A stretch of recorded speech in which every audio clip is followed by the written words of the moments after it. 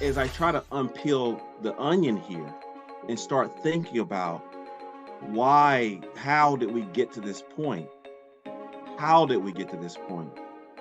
I want you to give your perspective on how did we go from what I remembered in Parks and Rec, or you play 8 games of this, and your parents drop you off and they pay their $20 or whatever, and Uncle Bobby is coaching. How did we go from that to where we at now?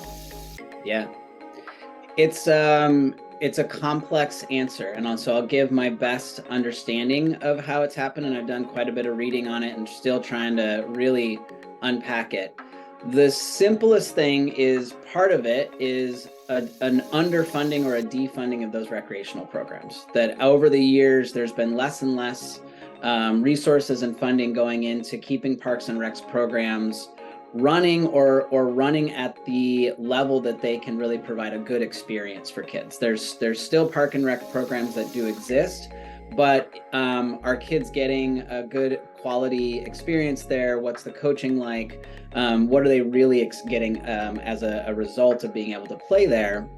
And so I think you have less and less funding in those programs, less and less funding for community-based programs, and therefore you get less of a quality experience for the kids to be able to really enjoy it and really have a good time, especially if they want to play at a higher level.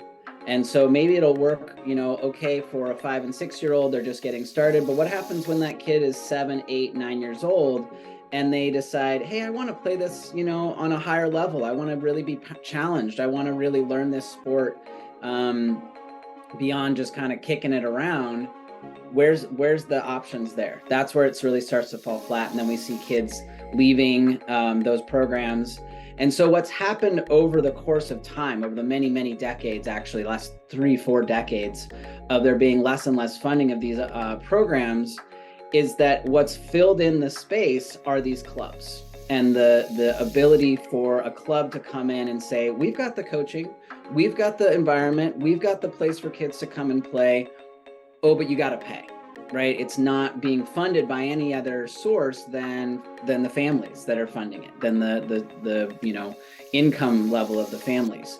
So that's part of the nuts and bolts of what's happened, and it's taken quite a while. It's not just been an overnight thing, and so it's been difficult, I think, for people to recognize that it's a problem. It's just sort of been this evolution of youth soccer that has turned into this pay-to-play system, and now it's bled into the high schools, and now it's more difficult to make your high school team if you haven't played club soccer. And so and then go beyond that to, well, I want to go play in college. Well, you got to make your high school varsity team. Well, how do I make my high school varsity team? Well, you got to play club soccer.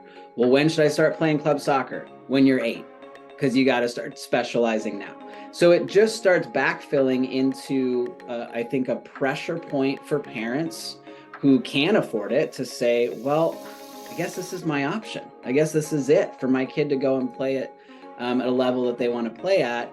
And then for the parents who can't afford it, who aren't capable of having that income level, what's the option for those parents, right? It's just that rec program, or it's nothing, or it's just going to kick the ball around, which actually has a lot of benefit to it, but not when we're talking about this larger system that's got all this pressure built into it.